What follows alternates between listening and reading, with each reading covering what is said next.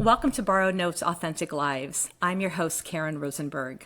Today, I'm joined by an incredibly dynamic artist who lives and breathes music from every angle, Harley Mitchell. Harley is a bassist, drummer, and multi-instrumentalist originally from New Jersey and now based here in South Florida. You may know her from the Foo Fighters tribute band Foo Fight, or from the high energy cover group Project X, or maybe you've seen her on stage with Bounce, where she not only plays, but raps, drums, and brings a whole new level of performance to the room. With a strong following on TikTok and YouTube, Harley's not only paying tribute, but she's also making her mark as an original artist. Her debut single, Here I Am, dropped in 2022, and her most recent track, Spin, came out in August of 2025, showing off her evolution as a songwriter and solo creative. Harley's been featured in South Florida Music Magazine, Differential Magazine, and Voyage MIA, and today we get to hear her story, how she balances tribute work and original music, what fuels her identity as a musician, and where she finds meaning in it all. Harley, welcome to the show. Thank you so much for having me. I'm so excited. Yeah, I'm so excited too. And I can say firsthand, she is awesome. I have seen her many, many times. I'm like a groupie. I'll admit it. I'll put it right out there. I'm authentically a groupie. I love it. We need groupies. Yeah. So just to kind of like get a little bit of background and like history from you, like what's your earliest memory of being moved to music? Like why music? Let's see. I always say this, like I never had any classical training. I was just born into a house of music to the point where I grew up in New Jersey, our house, when you would turn the light switch on in the bathroom, it was connected to the radio. So every time you turn the light on, the radio would come on. So we always had music on, and it really just comes down to it being who I am. It's in my blood, and I don't know who I would be without music. I love it. I love to perform. I love listening to music. It's just everything. So, and it shows. Thank you. What was the artist or the first song or whatever it was when, you really just felt like this is it. I do need to do this someday. This is in my blood. So Green Day's my favorite band. And when I was about 11 years old, I was at a friend's house, and when MTV used to play music videos, we miss those days. Me too. The video for American Idiot came on, and at the time I didn't know about Green Day, and I stopped in my tracks, and I was like, what is this? Who is this? And of course I was hooked ever since. They've been my favorite band ever since. But that's when I knew, I'm like, not only do I love them, but that's what I want to do. I call it like lightning in a bottle, like right place, right time. I discovered my favorite band, and also I want to be them. Right. I kind of wonder, like, if you could be in like a Green Day tribute band, would you do that? Okay. No offense to Foo Fight, and I'm so grateful for that. Right. For sure, but we're here for Foo Fighters, but well, we're here for you. We're here for you. Thank you. Yeah. The journey. That's what's tough is I feel like when I don't know, when you're that close to something, it's really hard. I feel like I would be so particular, but see, at the same time, like Foo Fighters is one of my favorite bands, and I'm in a Foo Fighters tribute, but I don't know, different dynamic or relationship, different levels to both, I guess. But I've seen online Green Day tributes, and I've never seen them live, but I've seen videos. I'm sure they're great, but I don't know. That's hard for me. But I feel like you might feel the same with Zeppelin, or yeah, for sure. Whatever band you're particular on. For sure. It's a different. I have a friend that will not go see Beatles as his favorite band, and he will not see a Beatles tribute band ever. Like, just won't even go. But I'm so grateful for tribute bands, and we'll talk about why. Yeah. But speaking of which, like, how did you first get into performing in Foo Fight? Like, how did it all kind of evolve? So our drummer Rob was the one that came up with the idea to do it. I don't know the conversation just because Tim, our guitar player, and our Dave Grohl, Yes. he was the one that messaged me and asked me to join. And see, I guess this is where your question earlier comes in. As big of a fan as I am of Foo Fighters, I'm like, are you sure? Because hello, there's no female bass player in Foo Fighters. So, and of course, and I had my own, critiques on myself. I'm like, are you sure? Like you're picking me, But so that's how I joined, is they asked me. And of course, after all of that and the self-doubt, right? After all the self-doubt, I was so excited. But yeah, I don't normally speak about myself this way, but I have to tell you the conversation, it's, of course they weighed all the factors, right? Obviously I am a female bass player, but they knew that I could bring all the energy. And that's when you go to a Foo Fighters concert, that's what's there, is the energy. That's what matters. And we also feel that, and Dave Grohl would most likely say, screw that. Who cares if you're a girl? You know what I mean? Totally. Like, I feel like as a Foo Fighters fan, we could all say Dave Grohl would probably say something like that. So that's how that came to be. That's awesome. I think it's great. And I think you guys are like, you're making it your own. And that's what's important about it, for sure. And Yeah. I think, right, it was great to have the conversation, and they knew, and I could attest to that as somebody who's gone to see Foo Fighters and have seen you all so many times. You fit the bill perfectly. Well, thank you so much. Yeah, totally. If you could meet the artist or any artist you admire, what question would you ask them? And maybe it's Green Day, maybe it's somebody else, maybe it's Dave Grohl. I have no idea, but who would that be and what would you ask? I think, yeah, whether it's Green Day or Dave Grohl, I think, okay, let me just say, I know that we truly don't really know anybody. I'm talking on here, and of course I'm being honest, but at the end of the day, we don't really know somebody when you're off camera.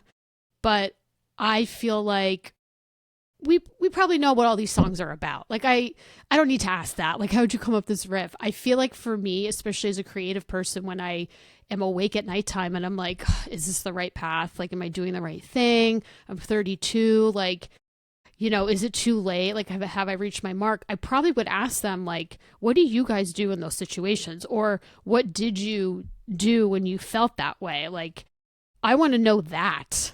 I want to know the difficult part, because I think there was an interview with Ed Sheeran, and he mentions that, like, we as fans only hear about when somebody goes viral.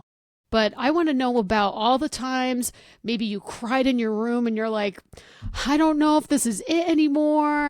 Maybe I have to go back to school or get like a real job. I want to know about that, because I think it's important. Just because it's hard some days. Like I'm not famous, but even as a musician and trying to make it and break in to the industry or the things I want to do, I'd love to go on tour. But that's hard some days to feel like, I don't know, but I keep pushing, I guess. Like if you have a passion, you can't give up. But sometimes it's not just a bad day. Sometimes it's a bad week. You have a bad year. How do you keep going? I'd want to know going? That. What I think that's just a great question, and that is so real. And you're so right. We all make these assumptions about all of our, like they say, never meet your hero, right? I mean, they're so human. They're human. We're all living this human experience, and what we see on social media or what you see up on stage, I'm sure were many bad days, months, and years for sure for people. And how do they keep doing I think there was another interview with Jonathan Davis from Korn, and I don't know why he was feeling this way, but he was in his 30s, I think. But he said something like he almost quit, and then Korn made it. But yeah, there's just so many stories. But I would just want to know more about that. Right. Yeah. I know sometimes really it's question. Luck, but sometimes it's luck, hard work, knowing the right people. Yeah, I'd want to know all of that. What do you tap into for yourself to just keep, and we're going to definitely talk in a bit about some of your original stuff, because I want to hear about your journey, your own authentic music too. Mm-hmm. What do you do to just keep plugging away and keep that passion, keep the drive going? I I mean, we're being honest, so I guess it doesn't matter if I get a little like woohoo or like philosophical, but I think Bring it. there are some times where, or some days where sometimes I'm like, well, everything happens for a reason. And not that you obviously have to put the hard work in. So when people say like, oh, just manifest, like, yeah, you can't just write it down in the journal. Like, you do have to do hard work. But I really do feel like sometimes things happen for a reason. Like, I'm here for a reason. I mean, I don't know. I don't know if that's me just trying to like blame other things. Like it's not my fault I didn't make it yet, or I didn't do enough hard work. But yeah, I sometimes tap into that. I'm like, well, that gig didn't work out for some reason. I may not know now or ever. I didn't get on that plane for whatever reason, like whatever you believe in, the universe, God, somebody's on my side. It's going to work out. But that's my logical self speaking. Of course, when I'm really depressed, I'm like, why? What's going on? But I mean, we all know the truth. So that's, I guess, what I tap into. I'm like, well, something's going to happen. I don't know. I'm here for a reason. I have this gift for a reason. Sure. So. Absolutely. I think I don't have any like specific thing. Like I don't like, oh, let me turn this on or meditate. Like I don't really have a routine like that. It's more of just, I don't know, maybe the universe I tap into. That's the universe is a good thing to tap into for sure. Absolutely. Absolutely. What was the very first, and what was the tribute band that was the very first tribute band you were ever in? Was it the Foo Fighters tribute band, or was there something else first? And then the follow-up question to that would be, what was that like, getting on stage for the first time in a tribute band? I would say Foo Fighters, Foo Fight was the first tribute. And I say that because, yeah, there have been so many bands, or there's so many bands that tribute an era. And I've done that before. But to me, a true tribute is you're tributing an artist. Because then we would all be tributes, right? Like, oh, we tribute the 80s and 90s and so on. So I separate that. So I'd say Foo Fight's the first tribute. And how was that? Amazing, getting on stage. I mean, our first show was at Matthews Brewing. I was there. Yeah. I remember that. I remember messaging, shout out to all the band. Everybody is amazing. Thank you. I think you're all fabulous. And I remember, I think I messaged all of you, and I think I messaged Tim, who also like loves Dave Grohl so much, right? Mm-hmm. And I think I remember him saying, "Did we do okay for our first?" I'm like, "Are you serious?" Right. Yeah. So that's a great venue. Yeah. Yeah. And our second show, which is hilarious, was Revolution Live. And I say hilarious because, like, what are the odds that, like, a up-and-coming tribute, right? Even though we're all professional by now, our second show's at Revolution Live, really. And, of course, we killed it. It was a great night, packed. But that was so cool. I'm like, yeah, because by that time, yeah, our second show, but even other shows we've done were huge. And I'm like, I could count on one hand how many shows we've done, and they've been huge. So it just took off. And, I'm sure we'll get into it, but there's nothing like being on stage. And I know we didn't write this music, but you know how it is when you're at a concert, everybody's singing together and the energy. I always get emotional at shows, whether it's happy or sad. I cry on stage when everyone's singing along to, Best of You, Everlong. There's nothing like it. It's great. These songs will live on forever. Totally. Yeah. That's it. I mean, I know I'm not a deadhead. Shout out to the deadheads who are going through it right now with the loss of Bob, but that's the whole thing. Right. Like, their music will live on forever. Yeah. And that's what you're doing as tribute artists, is bringing that for us. But, so right. It gives you that mm-hmm. meaning and purpose, and that the passion, even, and the emotion when you're on stage too, even for you as you're playing it and seeing that everybody's just in it, and mm-hmm. to be in that room with everybody who loves it at that level. And I was at that Revolution Live show too, and that was crazy. It was like one's like the coolest little outdoor venue at a brewery. Mm-hmm. To Revolution Live, which is this crazy rock and roll club venue place, was like, but both were killer. They were both awesome. Yeah. And what do you think people misunderstand about tribute artists. Like, what do they not get? What do they not understand? I see comments all the time on Facebook, as we all do on social media, about tributes. You know, we don't write our own music. You know, we're banking on a famous band, right? But I know for us, and I think a lot of tribute bands feel the same. First of all, you have to love the band or artist you're tributing, because we're not just learning the songs like the record. I mean, we're watching the live concerts and, okay, we'll do All My Life, but then we're going to do the 8-minute jam in the middle just like they do. So that way, when you come to the show, you're getting the true Foo Fighters concert experience. Because yeah, you could go listen to the CD in your car or whatever, stream it. But, you know, we want to bring whatever they bring live, we want to do that. And I think people misunderstand that we're not just trying to cop out. We really do enjoy this music and we want to keep it alive, and we enjoy playing it, and people come to see us and feel the same way. And I don't know, maybe the Foo Fighters won't come here on tour. So at least, okay, they're not going to come, but we'll be here for a lower price.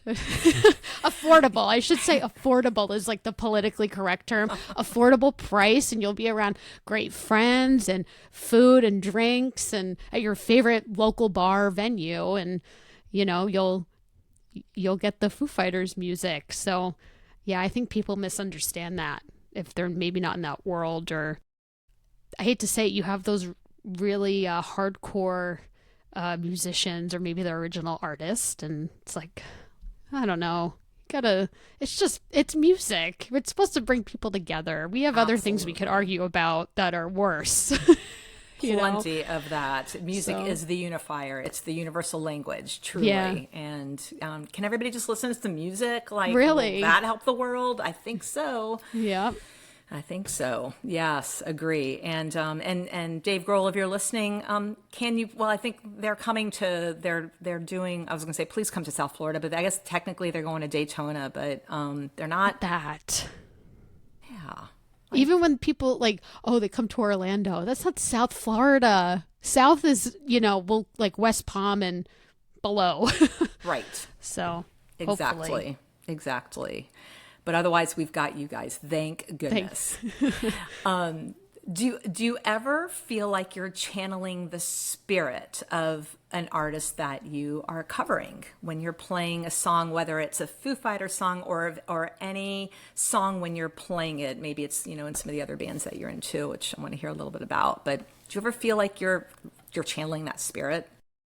I'd say so.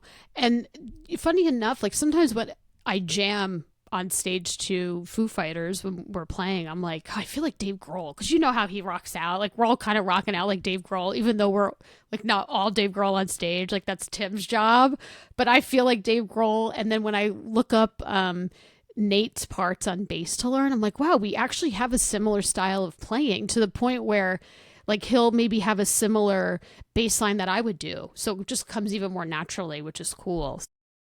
And as far as the other bands, sometimes, but I would say it's probably more obvious to me when I'm in Foo Fight. Right. Just the way I rock out feels very Dave Grohl. Right, for sure. It's like you channeling that energy, and like you said, they're such a band that just brings so much energy, for sure. Absolutely, especially when you're like jumping off stage, you're running in the audience with everybody, like you're in it, you're like living in it, for sure, and everyone feels that. Absolutely. How has being in Foo Fight shaped your personal identity or creativity? Let's see. So we're working on our promo, so we get sent to agents and get booked at more places. So when Tim comes over, we record at my house, and we're almost done. We've been recording the tracks, and I feel like I've taken so much from that experience and process, because now not only when I listen to Foo Fighters music, but now any other song, I'm really honed in on each instrument and just perfecting my bass lines. And yeah, it's just made me more aware, and I feel like I could really pick apart everything by listening.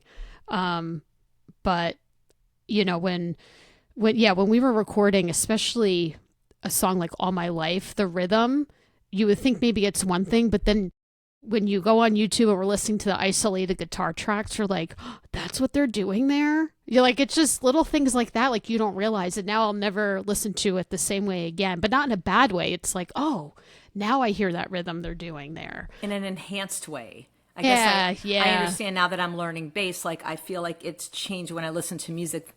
It's all I hear. I can't not hear it. It's hard for me. In fact, when I go to like your show, or if I'm seeing a show of like a favorite artist, like I'm trying to not just hear the bass. It's hard to do that. Like your brain now. So what you're saying is when you're recording, you're really like fine tuned. It's like dialed in. You're really dialed in. Exactly. When I was doing my bass parts for Best of You, Tim's like, oh, I like what you did at the end of Best of You. And I was like, no, I always do that run. But he didn't realize that, right? Maybe because he's focused on his guitars, other things going on. So then, when you break everything down, I'm like, yeah, there's a bass run at the end of Best of You. And he's like, wow, like, and I always do it live, but he's like, you got to make sure you always do that. I'm like, got it. So note taken. Thank you very much. Taken. And that, honestly, that bass line is such a pain. Like it just, I don't know, the way it falls, it's not hard, but yeah, I don't know.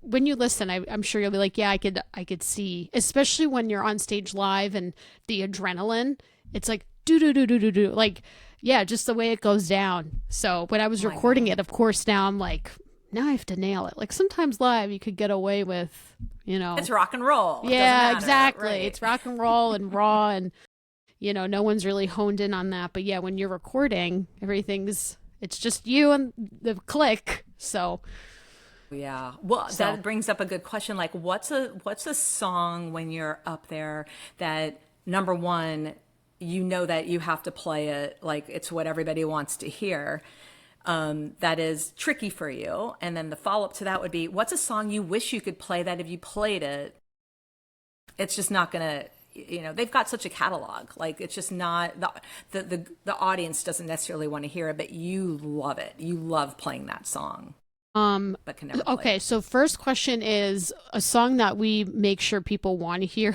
the right way. My bandmates listen to this, so they're going to laugh. Monkey Wrench, because of that intro.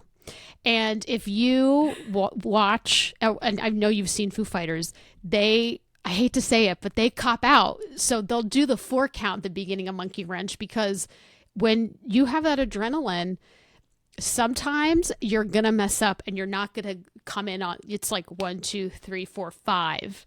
And I'm sure, like I'm sure if we asked Dave Grohl why they do that, it's probably because, in that moment, we can't risk not coming in, right? On the 5th, whatever the count is. I'm not classically trained, but that's how I'm explaining it. So for us, though, we do it like the record. And now there have been a few times where we flubbed. It happens, we have to sometimes work those kinks out live. Like we could nail it at rehearsal, right? We're relaxed. But yeah, live, because it's their second to last song we do before Everlong, because it's in drop D. So we tend to keep, not a secret, but a little insight to the set list. So we keep the stuff that we have to. I did not know that. Not know that, but I know what you're saying when I'm practicing. It's like, so when I'm going through songs, because I don't have 3 basses sitting here. I'm lucky I got this one, that you can't just start. Right. Thank you for that little inside info. I love it. Yeah. So we tuned down and, by that point in the set list, we're hyped up and everybody's rocking out. So we have to make sure we're on it. Now, as far as a song that I'd like to play that maybe nobody else would want to hear, I don't know. See, I think with the Foo Fighters fan base, they would want to hear, we'll call it the C-sides, right? Like, but I like a lot of songs on Concrete and Gold. Like I would love to do La Di Da. That would be awesome. I love that. Or I would love to do more from Sonic Highways. I loved that whole documentary. I thought the songs are great. Like Congregation, amazing. I'm sure people would want to hear this, but Rosemary, Saint Cecilia, White Limo would be awesome. I love that music video, honestly. So any of those, but I think people would want to hear it. Maybe that'll have to be a future gig. Totally, I mean, totally revamping your entire set list. Yeah, we're gonna add some new stuff. I know, I'm trying to think what's on our like up and coming, I forget, but I know on the real Foo Fighters list recently, I think they brought back Stacked Actors. Cool. Another one, Enough Space. I don't know if you knew about this, but Dave Grohl wrote Enough Space because he wanted a good opener song that people could jump to. So you'd have to like find the interview, but I'm kind of paraphrasing, but he jumped up and down and got the tempo of jumping up and down like you would at a concert. And that's how he wrote Enough Space. So I did not know that. Yeah, that was so cool to me. I'm like, how genius. And it's not even like, I don't know, a crazy thought or idea, right? He's like, oh yeah, I'm just going to get the same tempo as somebody jumping and we're going to write a song. And yeah, he's so cool. He's so cool. So cool. Absolutely. Well, he's so cool, but you are too. Let's talk about some of your original music and, what, like writing your own music or coming up with your own original music. Tell me kind of, when did that first start for you and how would you describe it? And how do you balance that out with being in the bands that you're in? Let's see, I forget, you said, I forget when Here I Am came out. I forget what year, but for me, I've had friends that are like, you got to just do it, right? Not that what we do isn't 2022. Great. There you go. 2022. So, yeah. I've had friends and who I recorded with, Here I Am, I recorded with, Cliff and Get Your Own. Yeah, I recorded those two with him in his studio. And before I did Here I Am, he was at one of my gigs and he's like, you got to do it. And I think sometimes you need that push from your friends and people that believe in you.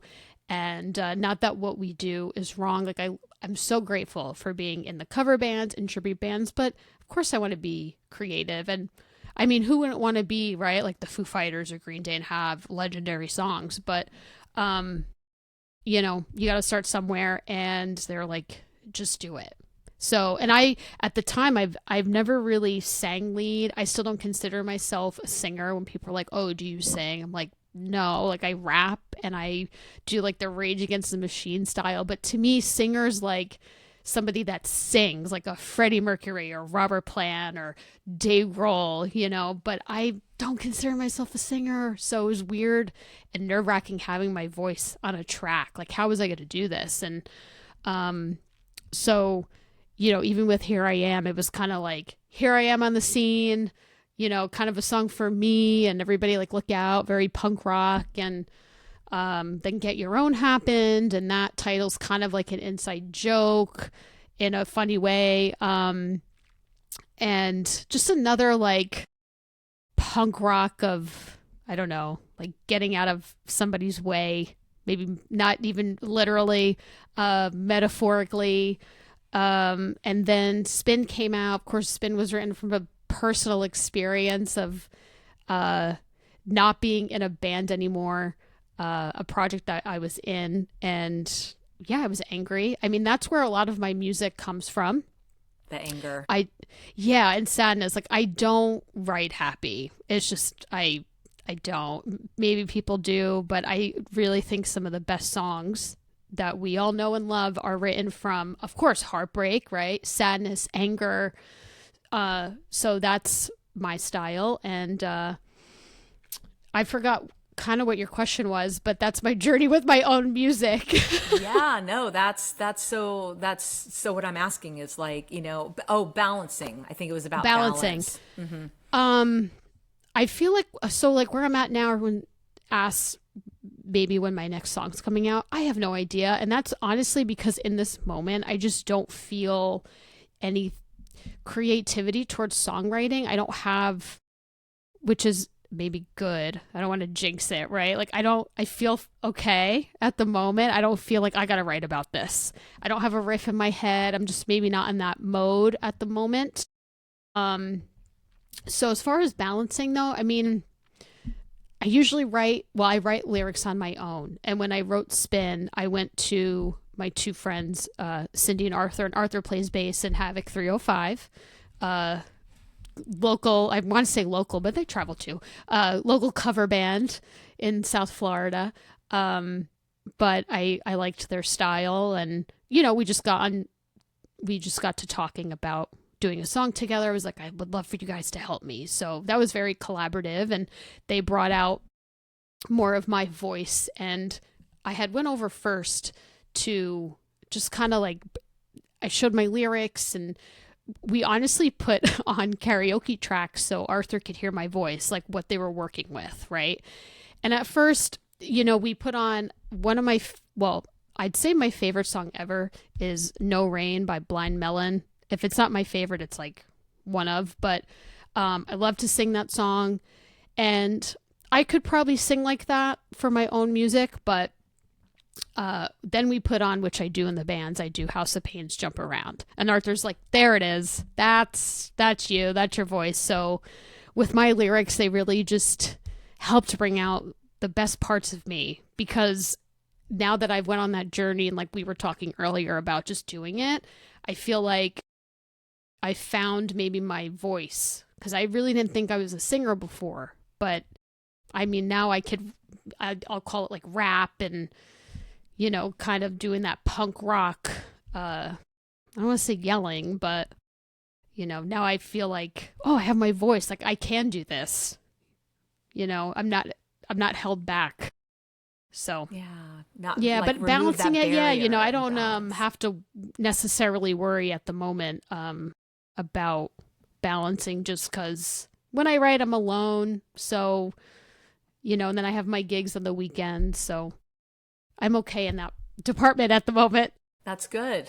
And I think as somebody that talks a lot about balance, as a therapist with clients, that we need that balance. You need to be able to like take care of what you need to do for you, and then also have the ability to do what you need to do outside of that. You've got like kind of the great combo of it all right now. Burnout is not, or that you can devote the time that you want to when you have that inspiration. And it's funny, I was thinking about what you said with like right now not having that inspiration maybe to write. I use the word inspiration, but the word to write, it reminds me of when I used to journal as a teenager. It's so angsty, and now it's like a travel journal, right? Life is fine. So my journal is like when I'm on a vacation. So hopefully, I'd love to hear more original music from you, but hopefully you're not going through it. So I know, right? Right. Mm-hmm. I was gonna say, I mean, I'll definitely have more music. It just, I don't know when, and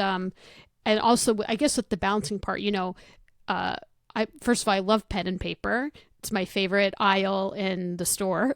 But I do, thank God for my notes app on my phone. So if I'm at a gig and a line pops in my head, I mean, of course I write it down. So my phone's filled with fragments, and maybe some things are finished and I don't have a melody idea, or, sometimes like I'll literally mouth in a voice memo, like a beat or a rhythm. So those are in my phone. I just, Spin, I felt really strong on, right? Like I had a melody idea and I was like, this is what I want to say. But now at the moment, I just don't feel anything strong. But and also to your point about feeling angsty, I feel like this is probably not healthy, right? But I do feel, just because you mentioned mental health and all that, I feel like I'll always be angsty. Like it's just, and not in a,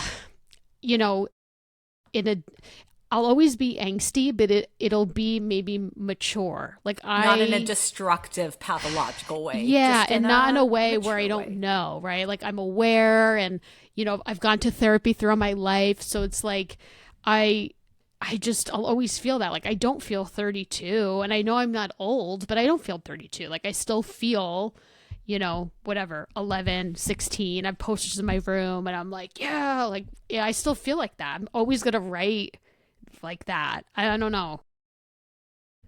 That's you. It's identity. I think that's like great. Avril Lavigne. People joke. They're like, "You're like Avril Lavigne." I'm like, exactly. Like, of course, that's what I grew up listening to. Hello, like Skater Boy, of course. So, but what's a moment from a show you'll never forget? Good, bad, funny, anything, upsetting, I don't know. Yeah. Whatever. Okay, one thing that pops into my head, and of course I would love it to be so inspirational, but I think one moment when we were at Revolution, and I think it was the second show, I had a group of girls wave to me from the audience. And in that moment, because I'm not looking at myself like this or famous, I'm in a tribute band. I think in that moment I was like, I don't know who they are. But then I'm like, well, they're waving to me because I'm on stage. Like now like the dynamics change. Like now I'm not going to say the R word, which is rock star. I'm not saying that, but it's just strange. Like now you're in that moment, as soon as you're like both physically and I guess metaphorically is a word, when you're on that stage, it's a whole different thing. So yeah, they waved to me and I was like, oh, okay. That's right. You wanted to turn around and be like, who are they waving Yeah, I'm to? like, I don't know who you are. Hello. And I'm like, oh, they think I'm cool. Like, that's why. They're like, oh, they're waving to the bass player. I was like, okay, that's cool. Like, love that for me. That was, yeah, it was nice. Like, I felt cool. Awesome. So, and then this is a moment that I remember doing, but I know other people would be able to tell it from their lens. So it might have been that show too. I played the intro, as you know, 2 times like these on the keyboard. So I'm on the side of the stage. And as soon as the band kicks in, everybody remembers me jumping from the wings, like coming out. And it was like, Timmy remembers that too. And it's just because they know how much of a fangirl I am and how much I love the music and love to performing and me being emotional, and they crack up at that. So I'd say those 2 moments. It was great. Those are awesome moments. That's awesome. Speaking of what people don't see, it's funny kind of popping out like that. Mm-hmm. What's part of your process, whether it's how you're rehearsing or what your mindset is? What do people not see that's part of like your creative or artistic process? If any. I feel like there's a few things. I mean, of course, I think people don't realize the rehearsal, right? The rehearsal, learning the songs, just like, and like I said, learning the songs like the live version. So now, not only were we learning it like the record, now I say trying, but I think we nail it. We're trying to learn somebody else's groove and jam. And then it may go back to what I said earlier, maybe just about mental health. And, if I'm having a down day and then I get on stage and I'm like, okay, now I remember my purpose. And it's like, like I said, I couldn't tell you how I get into that.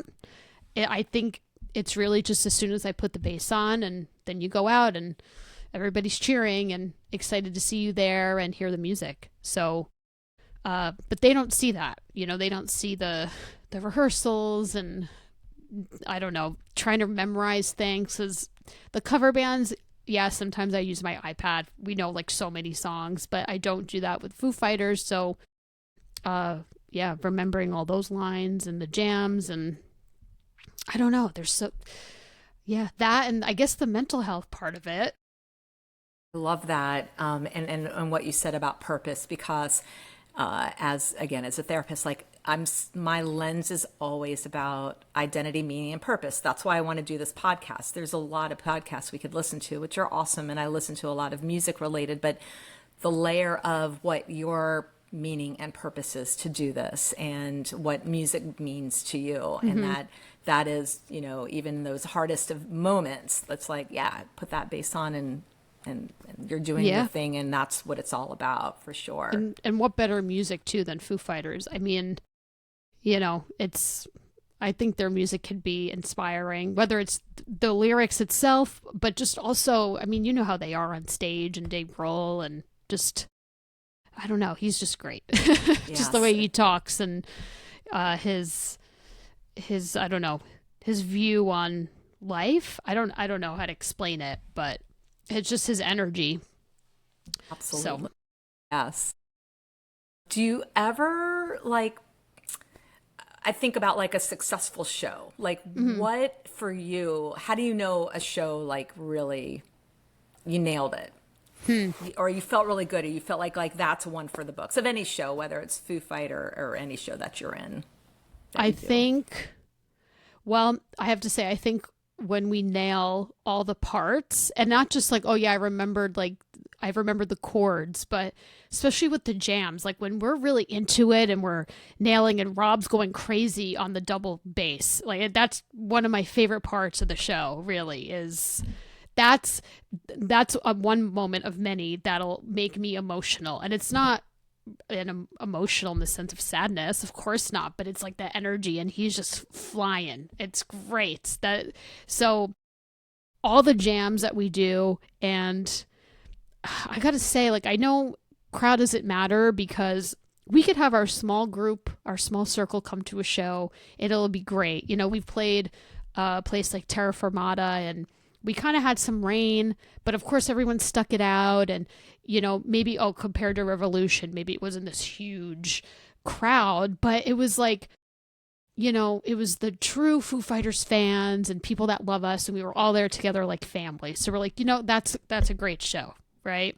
So I'd say those are a few things. But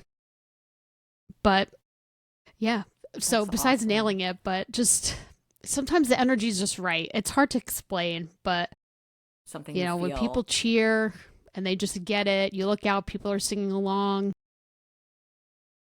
That's Yeah. awesome. How has, like, for people that are coming to a show, or what music means, and having the tribute art that you bring to it, that identity piece or meaning and purpose we were talking about, how do you think music gives identity? What is it about music that helps create identity when you're working in the space that you're working in? How is it shaped, or you could simplify it, how does it shape your identity as a musician? That is a good question. That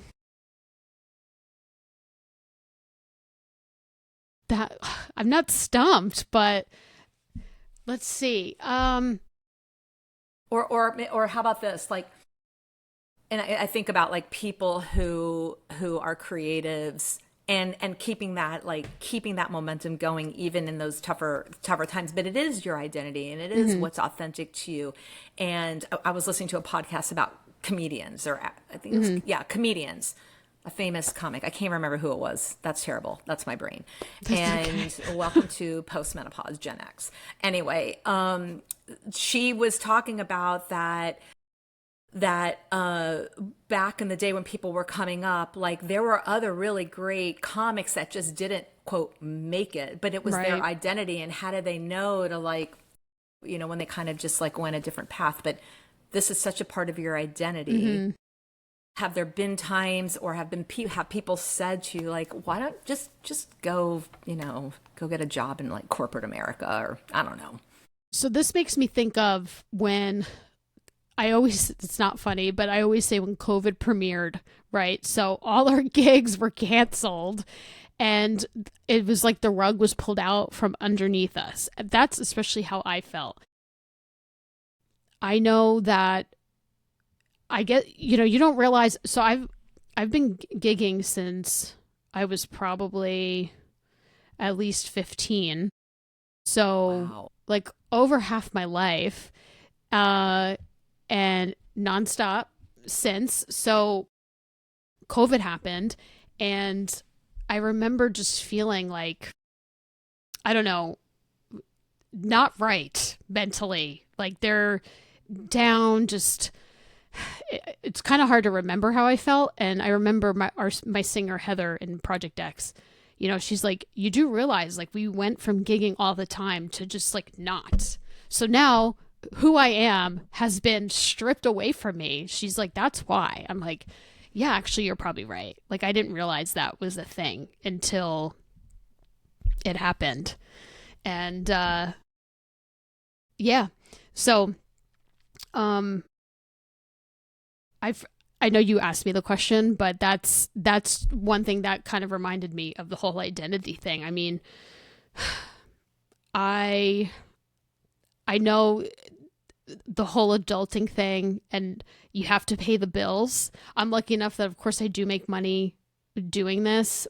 I just can't see myself doing anything else either. So there's still, even when I struggle, there's still that part of me that's like, no, like, it's something's gonna happen. Like, even if it's not this, I always say like Beyonce fame, right? Or Taylor Swift fame, whatever. But I'm like, no, I cannot walk away from this.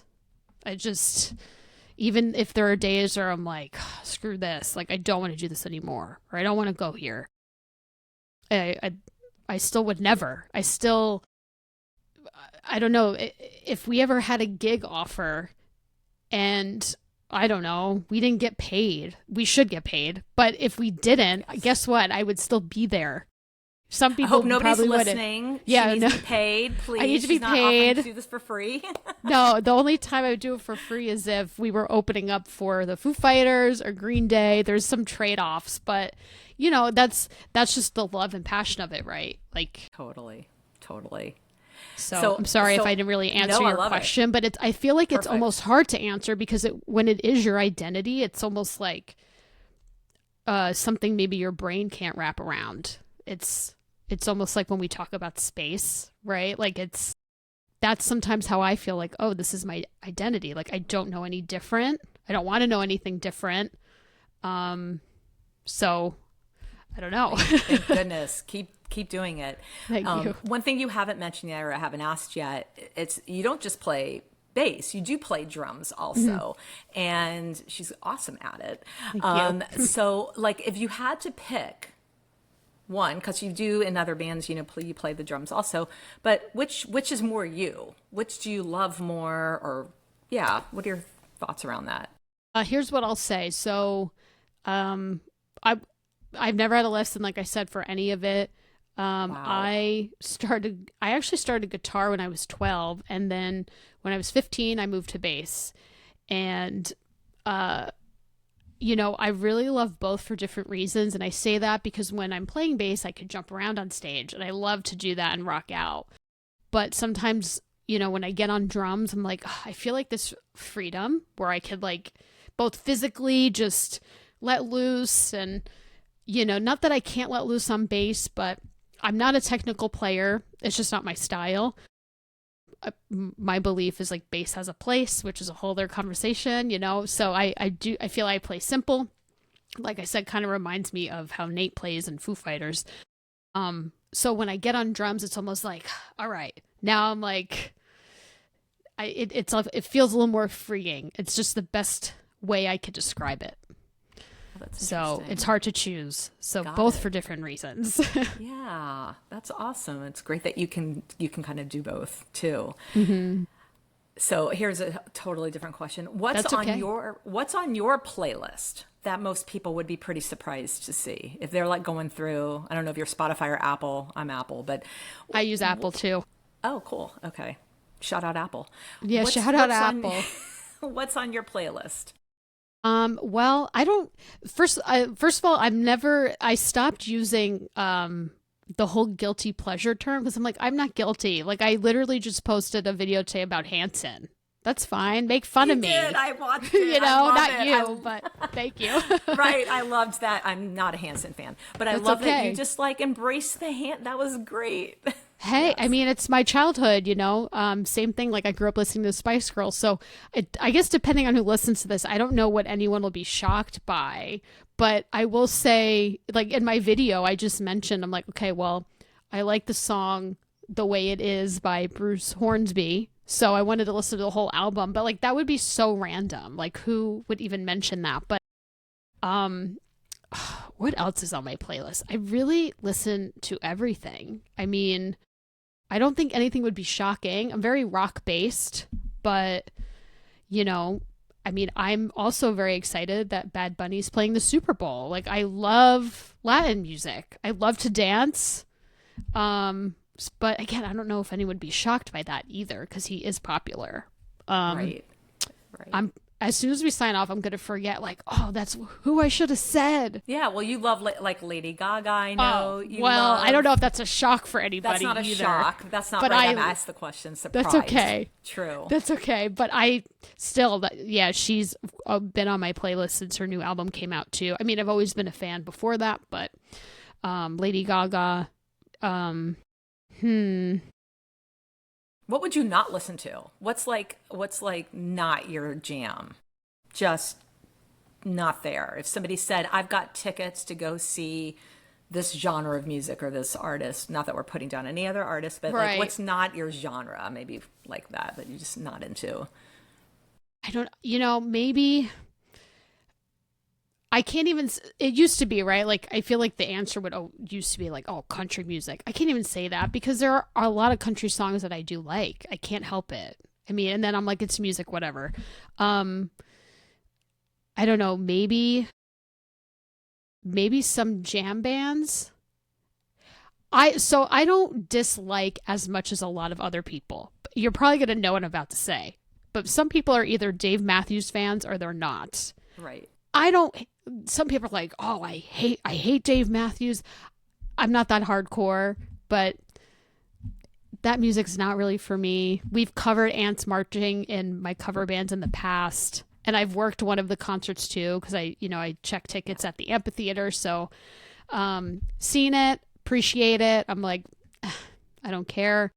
And I just remembered now, I was talking about this with my best friend and singer Heather.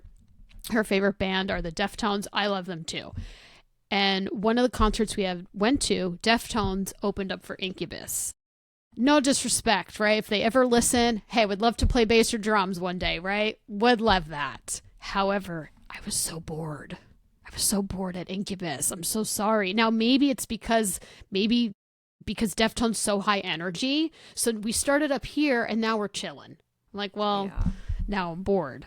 So that could have been a lineup issue. I know they're talented. There's some songs I like, but so just not your bag, right? No.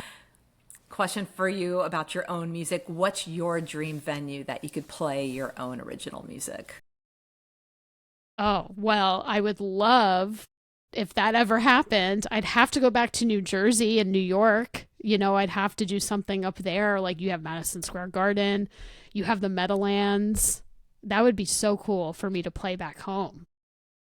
A hometown show. Yes. Oh my God. Let's manifest that. Universe, listen. Even, like I'm not from down the shore, but even the Stone Pony, so yeah. That'd be so cool. Mm-hmm. I hope to see that happen. Thank you. Yeah. Favorite post-show meal or ritual? When the show's over, what do you do? Well, I love this question. And for all my friends and bandmates listening, they all know I love to eat. And I kind of call myself like typical all-American girl. Like I'm really not adventurous with food. So it depends on my mood, but love chicken wings, love tacos, love pizza, anything like that. Oh, my favorite. And then now, I usually, let's say, get chicken wings and fries, but after one of our gigs, they brought out tater tots. I was like, oh, well, not that I've never had tater tots before, but like, you don't think about it. I wasn't really thinking about that often, just like regular French fries. So,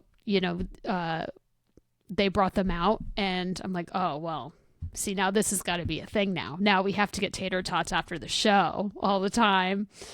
After a show, I like to clean up right away and pack up because then I can relax. Then I could talk to everybody. But really for me, it's, making sure I pack up all my stuff and eating and just, I like quiet, but not in like a snobby way. When I drive home, I'm not blasting. Well, I take that back. It depends on the mood and the night. If we had a great show and we were feeling it, I'll just say that. And then we drive home. I'm like, all right, well, blast Lady Gaga. I'm like, yeah, I want to hear that. And then other shows, I'm like, I just need quiet because maybe it was just too loud in the venue. I do wear earplugs. And like I get overstimulated. I'm like, it's loud, people are trying to talk to me, and it's really just the loud music, which is shocking as a musician, I'm sure, to hear, right? Like I'm around that all the time. Maybe that's why.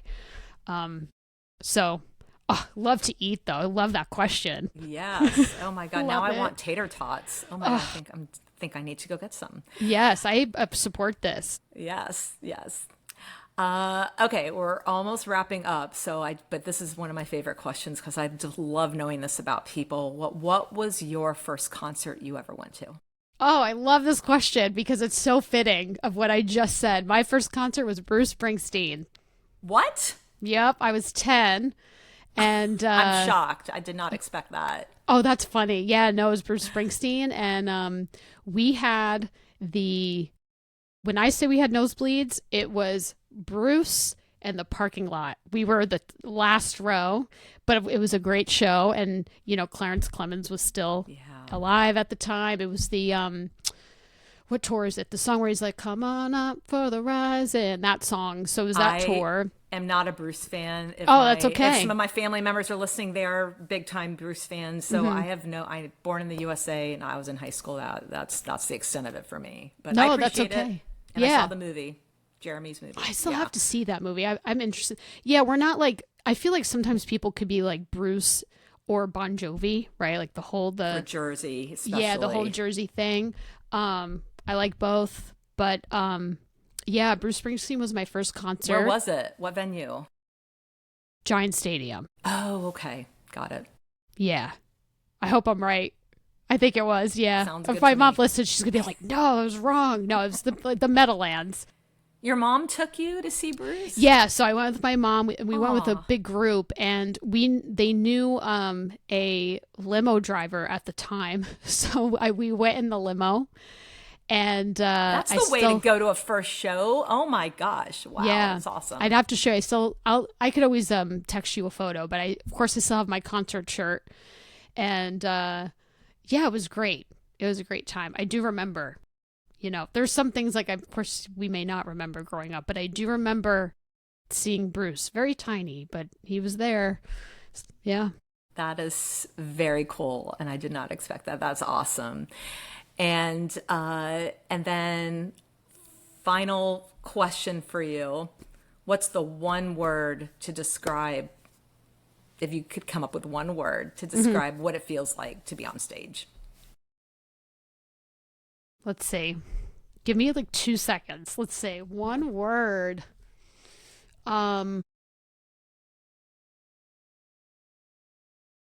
Maybe... And there's no right or wrong. No, there's no right or wrong. I'm trying to think. I need something that's like exciting, but also emotional. So what, like exhilarating? Not, I guess exhilarating. That's a good one. That's a good word. Because I guess, and like second, honorable mention, maybe emotional. Oh. Too. But there's so many. There's so mmany words. It's hard, and let me just say, when people ask like, what does it feel like to perform and play music, I'm like, I don't know how to describe that. It's the closest would be if someone's not a musician, that however you feel at a concert, like that's how it would feel. That's relatable because right. I mean, I've been like at when a you're lot there, of shows. I love that. Yeah. So. That's amazing. Harley, where can people find you, follow you, know about all that you are doing? Just stay connected. So I'm at Harley Mitchell on Instagram, Harley Mitchell Official on TikTok, harleymitchell.com. I have my own website. YouTube should be Harley Mitchell Music. For Foo Fight, we are Foo Fight Tribute Band on Instagram. We have a Facebook page, and on Instagram I have a little LinkedIn link that links our Facebook and all that, and tickets for upcoming shows. And when you go on my website or my Instagram, again, there's a little link where you could find all my cover bands. I think on Instagram we're Project X FTL, I think on Instagram, or Project X Band FTL. but I have the link. Bounce is also on Facebook. And yeah, but at Harley Mitchell. So if you find me, you'll find everybody else. Go find her. You will be a very happy person when you do. I really, really appreciate your time and sharing with my audience all of the lovely things that you just shared. And I can't wait to see you at your next show. But Thank you so much. I had a great time. So glad. Thank you. Thank you for being on this musical journey with me and for supporting live music. I'm Karyn Rosenberg. Thank you for listening to Borrowed Notes Authentic Lives and hope to see you at a show soon. Rock on.